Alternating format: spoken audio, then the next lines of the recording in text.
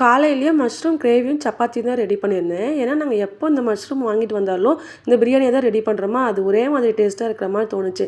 அதனால் இன்றைக்கி வந்து சப்பாத்தியும் இந்த கிரேவி ரெடி பண்ணிட்டேன். அதுக்கு ஃபஸ்ட்டு 4 தக்காளியை கட் பண்ணி மிக்ஸி ஜாரில் சேர்த்துட்டு 10 முந்திரி பருப்பும் சேர்த்து நான் நைஸாக பேஸ்ட் மாதிரி அரைச்சி எடுத்து வச்சுக்கலாம். ஆயில் கொஞ்சம் தாராளமாகவே சேர்த்துக்கிட்டு பட்டை, கிராம்பு, 2 பெரிய சைஸ் வெங்காயத்தை கட் பண்ணி சேர்த்து நல்லா வதக்கிக்கலாம்.